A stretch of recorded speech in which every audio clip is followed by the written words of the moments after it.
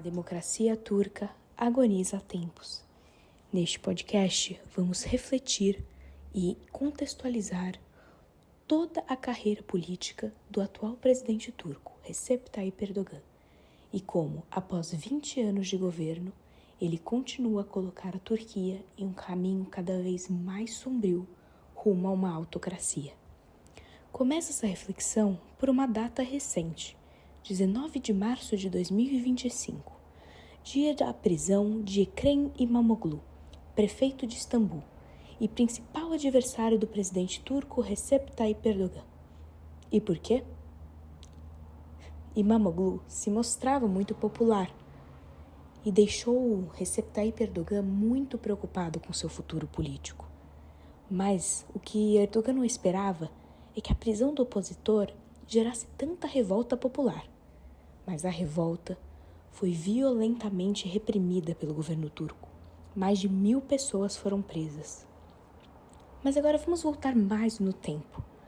A carreira do atual presidente turco começou em 1970, quando ele se juntou a um partido conservador religioso.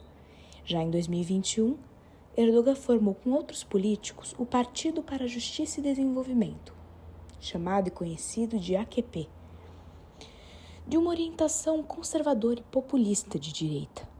Durante o seu primeiro mandato, o crescimento econômico foi grande e logo em 2005 começaram as negociações oficiais para a entrada da Turquia na União Europeia. Negociações essas que tiveram muitas idas e vindas e diversas complexidades.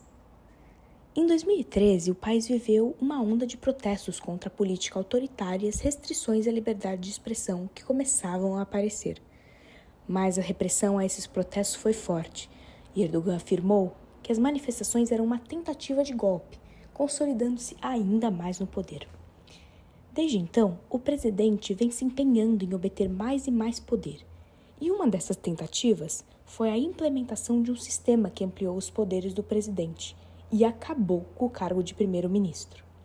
Outra grande mudança foi a restrição à liberdade de imprensa, com veículos de comunicação sendo fechados ou submetidos a controle, e o trabalho jornalístico se tornou cada vez mais difícil.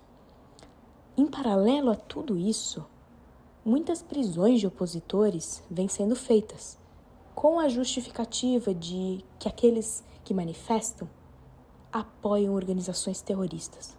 Mais um exemplo de uma prisão arbitrária que aconteceu e que demonstra o medo do Erdogan e a preocupação dele de repente estar perdendo o poder que ele tem, foi a prisão do líder do partido pró-curdo, Selahattin Demirtas. Ele está preso desde 2016.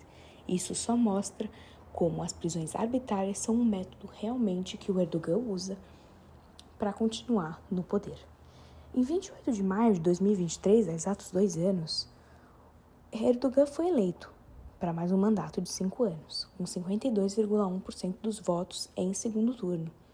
Os analistas ressaltam que essa margem pequena de votação demonstra como Erdogan está perdendo o poder e como as manobras que ele vem fazendo vem enfraquecendo, de certa forma, o seu próprio mandato.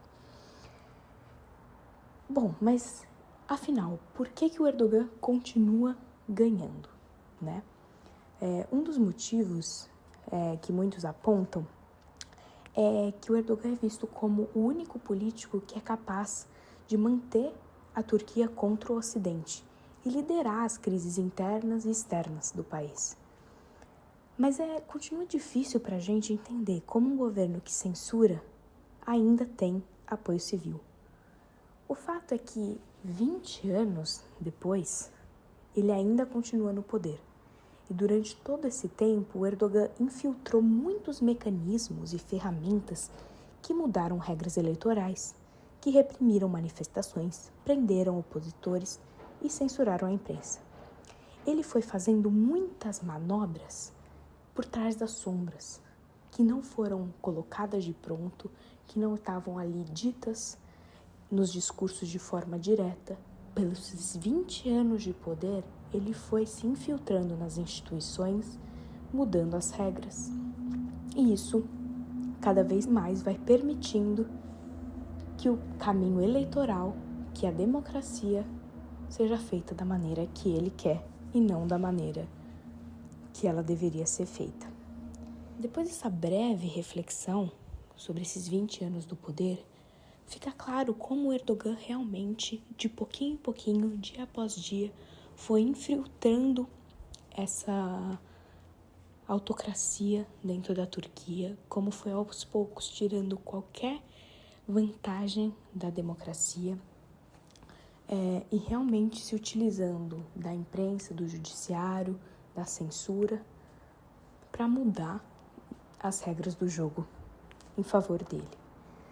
20 anos de sombra e o Erdogan realmente conseguiu mudar diversas instituições, mudar diversas formas do sistema eleitoral funcionar, censurou a imprensa, mudou a religião, colocou um discurso forte, conservador a favor da família e mudou de fato o jeito que a democracia turca funciona. Nos resta monitorar. A democracia turca está em vertigem, está agonizando e fica claro que não é de agora.